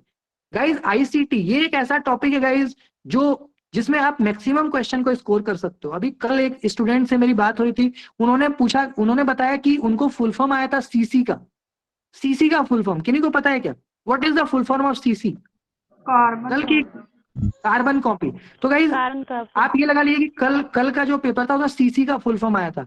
किसी में एचटीटीपी का आ रहा है, किसी में और कुछ। तो काफी इजी फुल फॉर्म्स, करीब 50-60 फुल फॉर्म्स हमारे सिलेबस में है।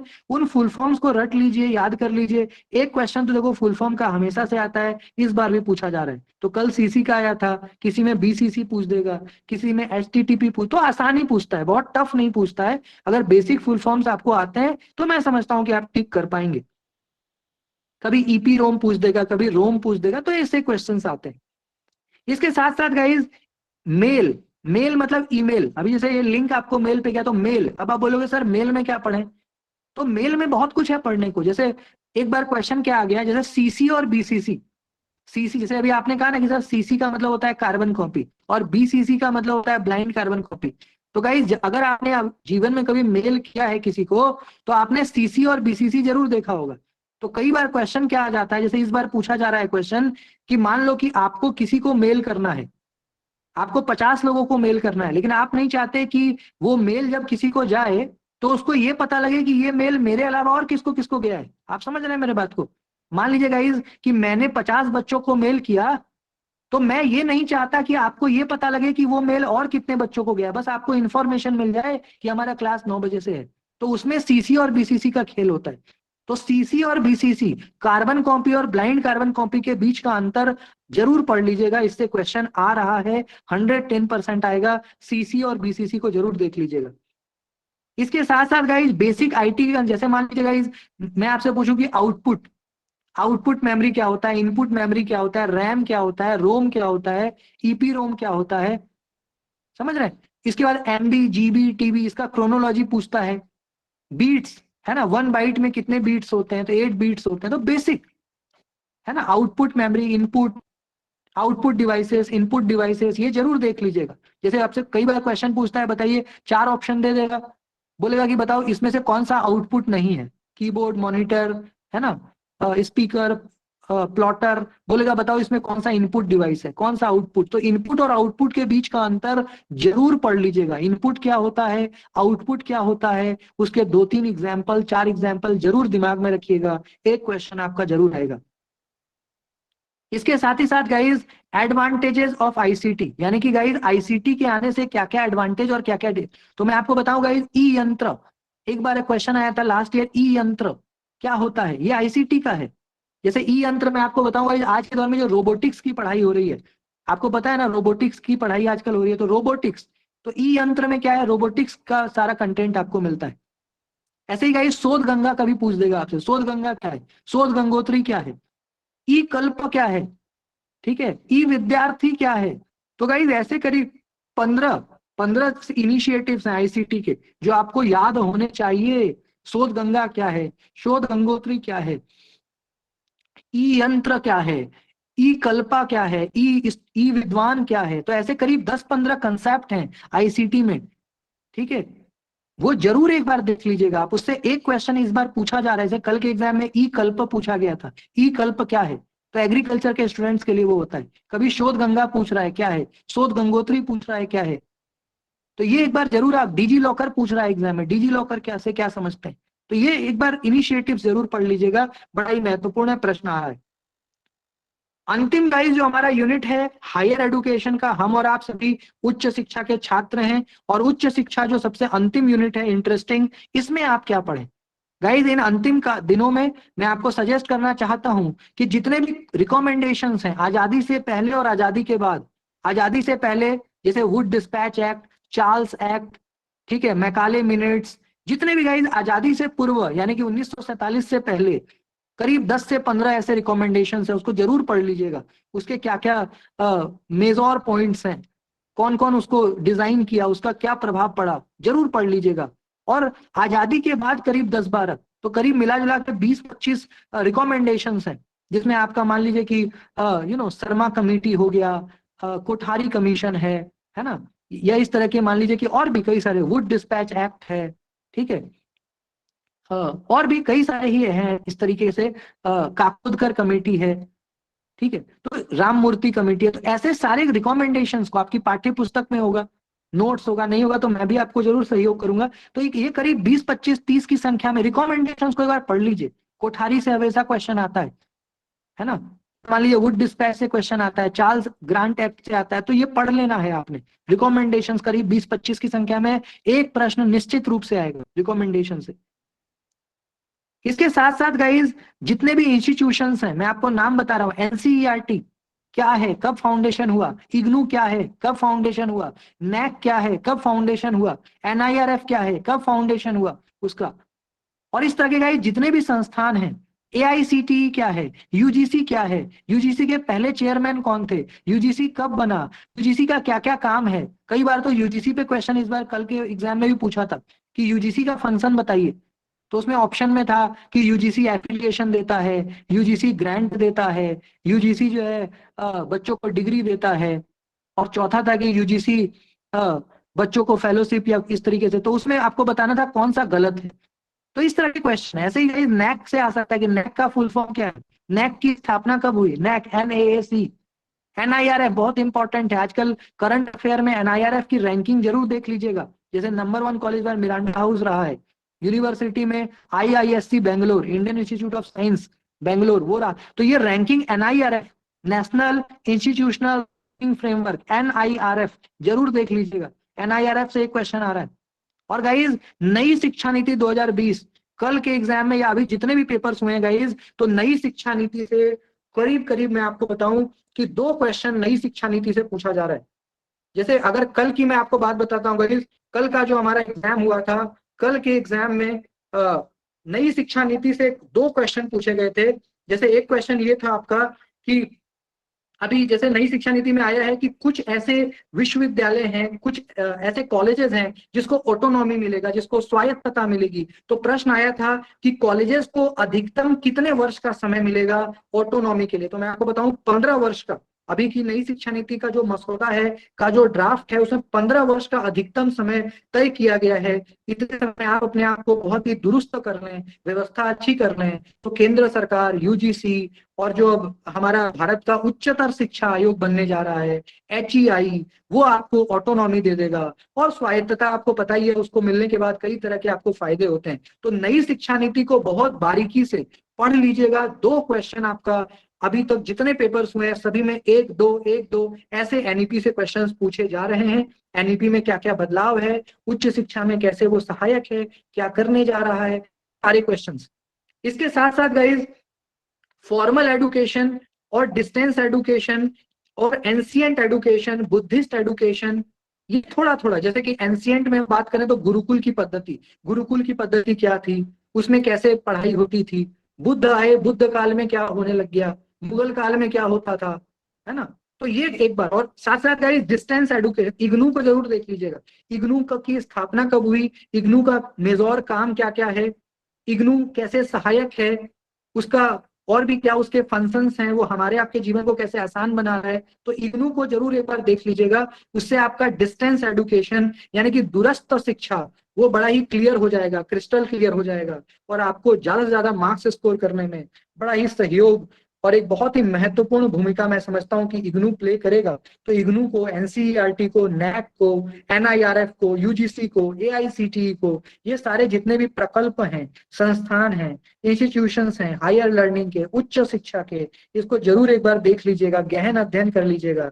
तो ये 10 यूनिट्स, तो ये पूरे 10 यूनिट्स का गाइज एक कॉम्प्रिहेंसिव आइडिया, एक व्यापक आइडिया मैंने आपको दिया है, क्योंकि आपके पास अभी करीब हफ्ता 10-15 दिन आपके पास है। ऐसे में मैं समझता हूं जो भी मैंने आपको बताया है, ये 4 से 5 दिन मैक्सिमम, 4 से 5 दिन में आप ये सब कुछ पढ़ सकते हो। अगर आप चाहें तो, आपके अंदर इच्छा शक्ति हुई तो 4 से 5 दिन में आप सब पढ़ के रिवीजन भी कर सकते हो। मैंने शॉर्ट में सब कुछ आपको बता दिया। अगर आप कहीं पे दिक्कत आपको होगी, परेशानी होगी, तो आप गुरुजी से संपर्क कर सकते हैं, मैं उनको सारा कंटेंट दे दूंगा जो भी मेरे पास है, या आप मेरे से भी संपर्क कर सकते हैं उनके माध्यम से। तो मैं आपको कुछ कंटेंट दे दूंगा, आप उसको पढ़ सकते हो, ताकि अंतिम समय में, अंतिम काल में आपका सहयोग हो जाए, आपकी मदद हो जाए, और आप सभी यूजीसी नेट को क्वालिफाई कर लें।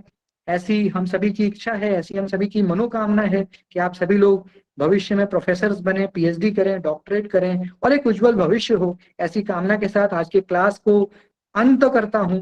आप सभी का बहुत धन्यवाद, बहुत आभार। आप सभी ने बहुत ही एकाग्रता के साथ मुझे सुना, मुझे कोऑपरेट किया, मेरा सहयोग किया, इसके लिए आपको बारंबार मैं प्रणाम करता हूँ। किन्हीं को कोई डाउट है तो मैं स्वागत करता हूँ। Any doubt, anybody, you can ask. बहुत सारे क्वेश्चंस हैंड रेज हो रहे थे, तो एक एक करके प्रश्न पूछ सकते हैं।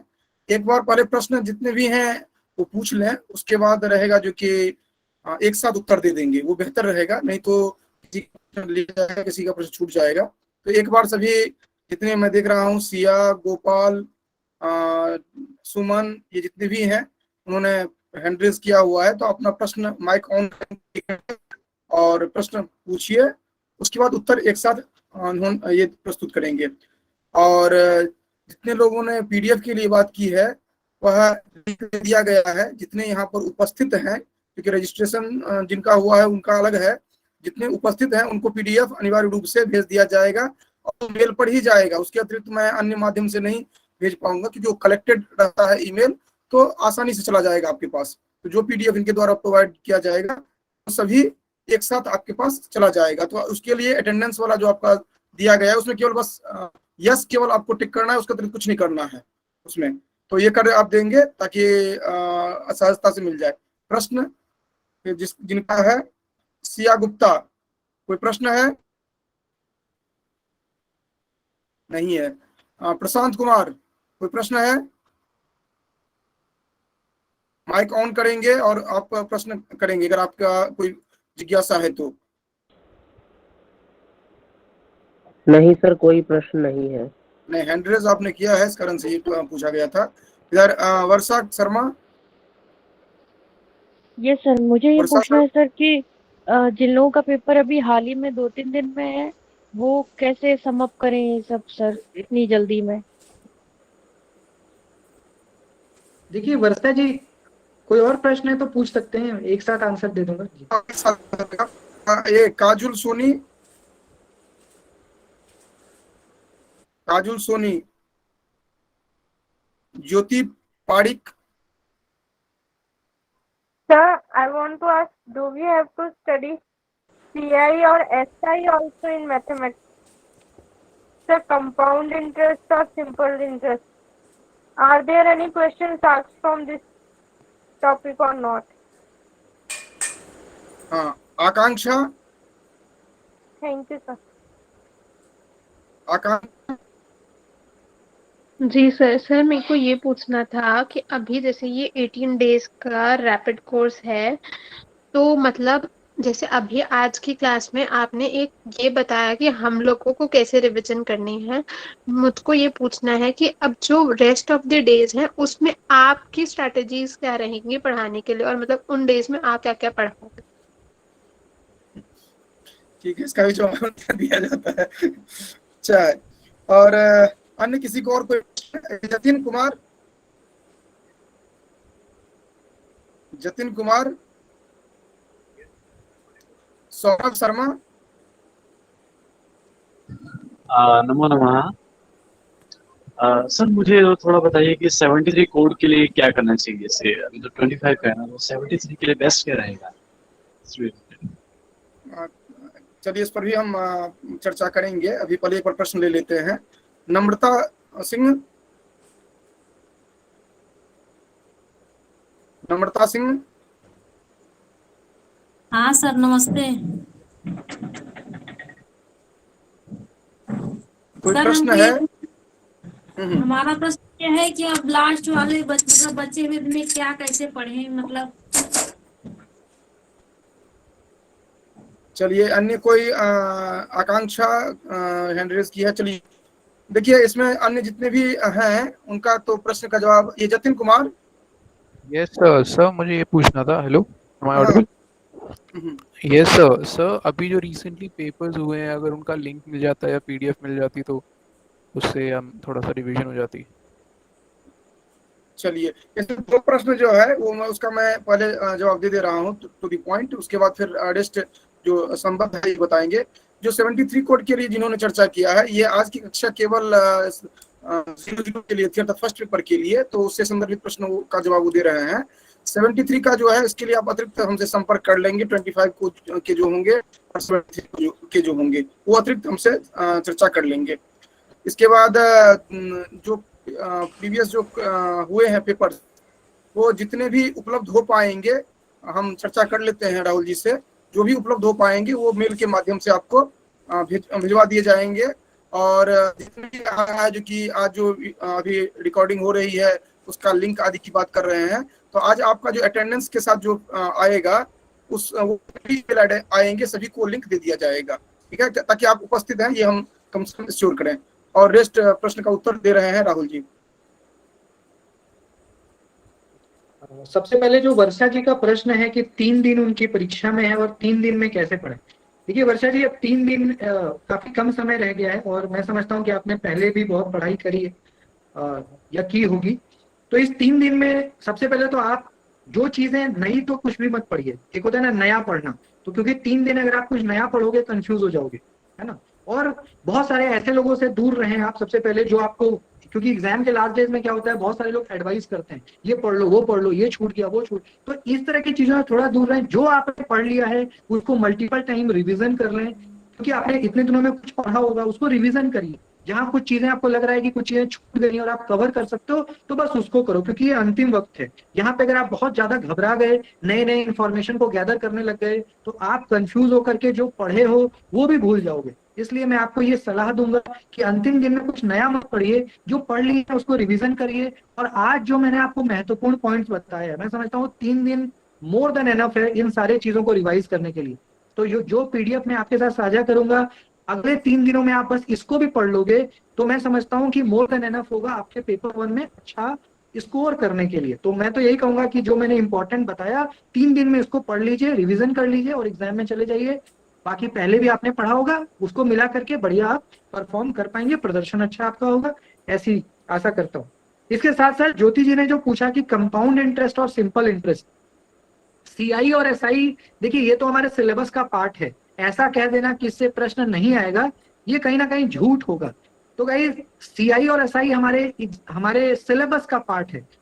और अगर इंग्लिश लिटरेचर है ज्योति जी का तो भी 13 अक्टूबर को एग्जाम है, बहुत समय है। एसआई 1 दिन लगेगा, सीआई भी 1 या 2 क्लास। तो मैं कहूंगा कि आप पढ़ लीजिए, है ना। आपको जहां डाउट होगा तो मैं आपको करा दूंगा। सीआई और एसआई बहुत टफ नहीं है। और मैंने आपको बताया कि हम लोग ह्यूमैनिटीज और सोशल साइंसेस के हैं, तो यूजीसी कभी भी हमसे ये एक्सपेक्ट नहीं करता कि हम मैथ्स में ब्रिलियंट हों। बेसिक जैसे सिंपल इंटरेस्ट का फॉर्मूला क्या है, P into R into T upon 100, principal into rate into time into 100। CI का फॉर्मूला क्या है, A plus 1 plus R by 100 to the power n। तो ये कुछ बेसिक फॉर्मूलाज हैं, का फॉर्मूला, सीआई का फॉर्मूला। तो जो भी फॉर्मूलाज हैं, जो सूत्र हैं, उसको एक बार देख लीजिए। एक आध क्वेश्चन जो बेसिक है वो बना लीजिए। क्वेश्चन आ भी सकता है, नहीं भी आ सकता। अगर जो आया तो भी आप बना लोगे, नहीं भी आया तो ठीक ही है।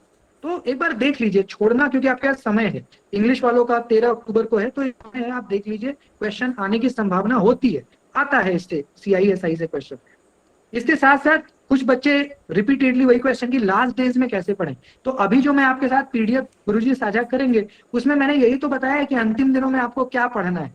तो मैंने 10 यूनिट को आपको ये बता दिया कि टीचिंग में क्या पढ़ लीजिए, रिसर्च में क्या पढ़ लीजिए, संप्रेषण में क्या पढ़ लीजिए, रीजनिंग में क्या पढ़। तो यही तो मैंने अभी पूरा मतलब तैयार किया। इस पीडीएफ को एक बार आप गो थ्रू करें और जो जो पॉइंट्स मेंशन्ड हैं उसको आप पढ़ लीजिए, आपका अंतिम दिन में काम बन जाएगा। ठीक है, अंतिम दिन में आपको बहुत ही सहायक होगा, हेल्प होगा। इसको बेस मान के, इसको आधार मान के सारी चीजों को पढ़िए। तो मैं समझता हूँ अंतिम दिन में एक बहुत ही स्ट्रैटेजिक, एक बहुत ही रणनीति के साथ और अपने समय को मैक्सिमम यूटिलाइजेशन, ऑप्टिमम यूटिलाइजेशन आप कर पाएंगे अगर आप इस स्ट्रैटेजी को फॉलो करेंगे। तो जो पीडीएफ अभी हम साझा करेंगे आपके साथ, वो कहीं ना कहीं स्ट्रैटेजी ही है कि इन 15 दिन, 10 दिन, 12 दिन जो भी आपके पास है उसमें आप क्या पढ़ें और क्या ना पढ़ें। और जो मैंने आपको बताया, मैं समझता हूँ 3 दिन 5 दिन में पढ़ लोगे, उसको रिवीजन करिए, उसको आधार मानिए, तो बढ़िया हो जाएगा एग्जाम, है ना। तो ये आप कर सकते हैं रिवीजन के लिए अंतिम दिन में। जी,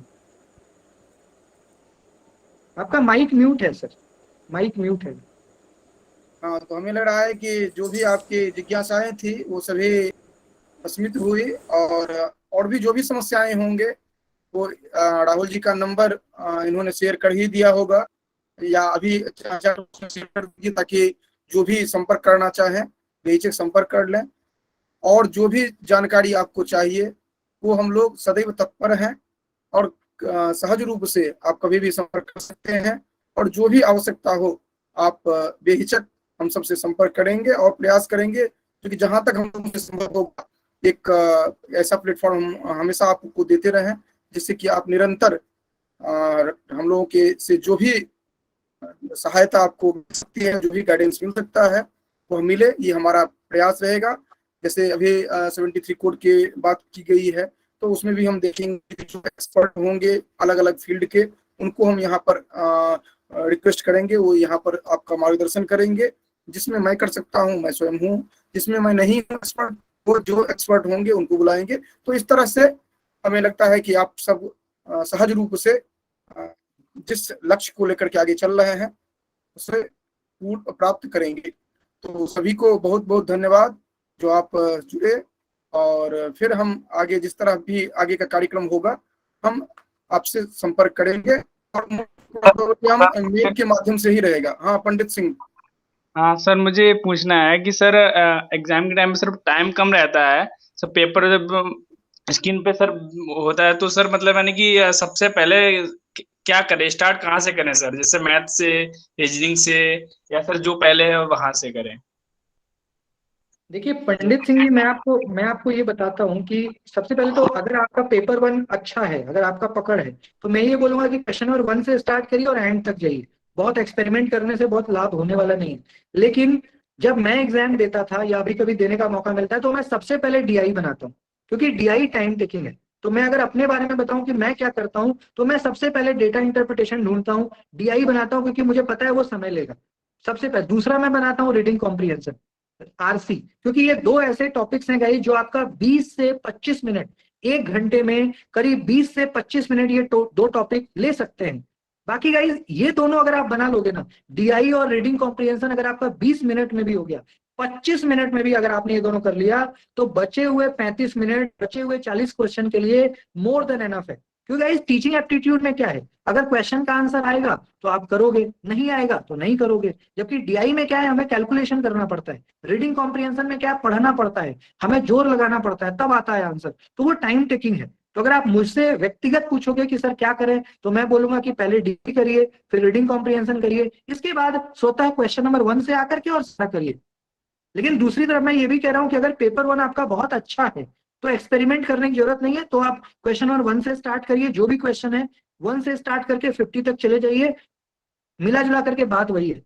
लेकिन विशेष स्थिति में क्योंकि मेरी मैथ्स अच्छी थी शुरू से, इसलिए मैं डीआई करता था। तो मैथ्स अच्छी है, थोड़ी बहुत पकड़ है, वो मैथ्स बनाइए पहले, क्योंकि 5 दूनी 10 नंबर अगर आपके पक्के हो गए ना, तो आपका एग्जाम में कॉन्फिडेंस बूस्ट हो जाता है। अगर मान लो मैं डीआई बना रहा हूँ और मेरा 5 में 5 बन गया, तो मेरा कॉन्फिडेंस जो है वो बूस्ट हो जाएगा कि चलो यार मैंने 10 क्वेश्चन पक्के हो गए, 10 नंबर। इसके बाद मैं आरसी बनाता था, वहां 5 दूनी 10 पक्के हो गए, तो मेरे को पता लग गया कि 20 नंबर मेरे पक्के हैं। उसके बाद तो मैं कॉन्फिडेंस बूस्ट होता है, तो आपको फिर मजा आएगा क्वेश्चन करने में। तो ये मैं करता था। तो ये अगर आपकी मैथ्स अच्छी है तो गो फॉर डीआई, अगर मैथ्स अच्छी नहीं है, सब ठीक ठाक है, एवरेज लेवल का है, तो क्वेश्चन नंबर 1 से बनाइए और 50 तक आप जा सकते हैं। ये दोनों स्थिति आपके साथ। एक अगला प्रश्न प्रतीक्षा ने किया है कि जीआरएफ के लिए फर्स्ट पेपर में कितना क्वेश्चन सही होना चाहिए, तो इसको देखिए क्या देखिए प्रतीक्षा जी, देखिए ऐसा कोई मतलब कि हार्ड एंड फास्ट कोई रूल नहीं है। अब पहले था कि 40% आना चाहिए, 35, अब ऐसा कुछ नहीं है। लेकिन हाँ, जेएफ अगर आपको पाना है, आप किसी भी सब्जेक्ट हैं, Sanskrit, English, pol science, Hindi, economics, Urdu, Farsi, Bengali, किसी से भी, तो अगर पेपर 1 में मैं समझता हूं कि 35 के आसपास, एक आपको मैं कट ऑफ लिमिट दे रहा हूं कि 30 से ज्यादा और 40 तक, 30 से ज्यादा मतलब 32 भी हो सकता है, 34, 35, अगर 30 से ज्यादा आपने सही कर दिए पेपर 1 में, तो आप जेआरएफ के करीब जा सकते हो, पा सकते हो। जितना 30 से जितना ऊपर बढ़ोगे उतना ज्यादा जेआरएफ आपके लिए आसान होता चला जाएगा। तो 30 तो देखिए मिनिमम है। नेट करना है कम से कम 30 क्वेश्चन तो करिए, जेआरएफ करना है तो कम से कम कोशिश करिए 35 से 40। अगर आपने 34, 35, 36 मतलब 30 से ज्यादा और 40 तक भी पेपर 1 में सही हो गए, तो जेआरएफ आपको पाने से कोई नहीं रोक सकता, और यही हाईएस्ट होता है। 30 से ज्यादा और 40 तक पहुंचने की कोशिश करिए, प्रैक्टिस करिएगा तो पहुंच जाएंगे आप। तो इतना आ गया तो JRF, nobody can stop you from getting JRF, you will get it for sure, ठीक है। लेकिन ध्यान रखना द्वितीय प्रश्न पत्र जो है उसको संभाल कर चलना, क्योंकि ऐसे भी उदाहरण मिलते हैं जो 42 प्लस होते हैं लेकिन वो सेकंड को इग्नोर पूरी कर दिया, तो आपको मैनेज करना भी आना चाहिए, ये ध्यान रखना है। आगे कोई प्रश्न पूछ रहे थे मध्य में? सर मेरे को ये पूछना है कि मतलब कल जो है वो आपके क्या टॉपिक्स रहेंगे, और मतलब 18 डेज जो आपने रैपिड क्लास रखी है ये जिस तरह जो भी रहेगा वो सूचित कर दिया जाएगा। आज का देख लेते हैं, जिस तरह भी आज का रहा है वह हम एक बार देख लेते हैं, एनालिसिस कर लेते हैं जो कि किस तरह क्या होना है, उसके अनुरूप कल आपको सूचना दी जाएगी और जो दिया जाएगा वो मेल के माध्यम से ही दिया जाएगा, ये ध्यान रखना है। तो अपना ईमेल आईडी जो आपने वहां पर दिया है अनिवार्य रूप से चेक करें, और क्योंकि आज भी अभी अटेंडेंस आप भरेंगे तो अगर गलत दिए भी होंगे, कुछ मिस स्पेलिंग हुआ होगा तो करेक्ट हो जाएगा, तो वह इन्फॉर्म कर दिया जाएगा अनिवार्य रूप से, ठीक है। लिंक यही रहेगा सामान्य रूप से, ठीक ना, विशेष स्थिति में चेंज करते हैं, नॉर्मली यही रहेंगे, ठीक है। और किसी को कोई प्रश्न? चलिए तो हमारा समय भी ये बता दीजिए कि जैसे कि जो कल क्लास लोगे उसमें हमारा मेजर कौन कौन सी यूनिट कवर करोगे, सो दैट कि हम वो पहले से प्रिपेयर करके आए। हाँ, वो अनिवार्य रूप से इंफॉर्मेशन दी जाएगी, क्योंकि एक स्ट्रेटजी हमारी अपनी बन जाएगी, उसके अनुसार हम करेंगे। आज हमने देखा जो कि किस तरह से किस फील्ड के बच्चे आ रहे हैं और उनकी क्या रिक्वायरमेंट है, ये हम देख रहे हैं, उसके अकॉर्डिंग हम चर्चा करेंगे, ठीक ना, ये चीज है। और किसी को कोई जिज्ञासा, कुछ कोई प्रश्न?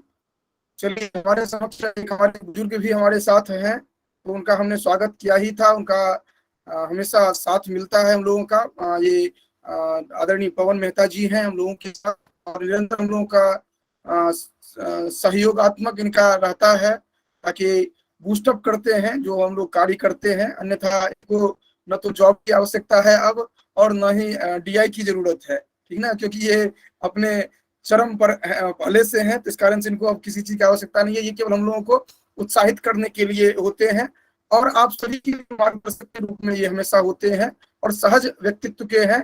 तो हमारे अध्ययन अध्यापन के साथ साथ ऐसे व्यक्ति अगर साथ में जुड़े होते हैं तो हम लोगों के लिए एक स्रोत के रूप में होते हैं। आप सभी परिचित ही होंगे, और जो परिचित नहीं होंगे वो चैट बॉक्स में इनका पूरा विवरण दिया हुआ है, आप देख लें।